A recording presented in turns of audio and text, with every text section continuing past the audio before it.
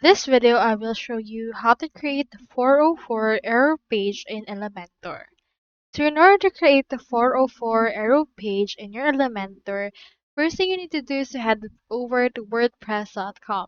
This because Elementor can be hosted by WordPress or WooCommerce. So into this part, you can just head over and click onto this get started right here or right here in order to create an account, or click onto this login if you already have one.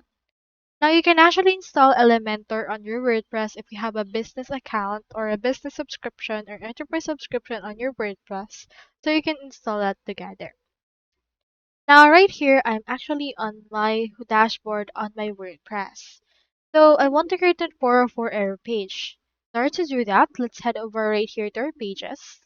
Click onto this add page.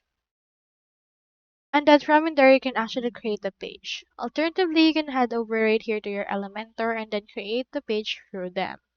And to this part, click on this create page. Then this will open this new tab that allows you to edit the page that you wish to create. It's actually called right now Elementor number 42, but don't worry because you can still rename that later on. In here is the editor for that. You can just input right here some widgets. I have inputted right here this heading. Let's input right here 404 page. You can change its alignment by going to style right here, and let's input that at the center. You can change its typography, text stroke, as well as its text color. So for this one, I'll head over and choose in here a red color. That's just like that. And you can change it here which one you want it to be.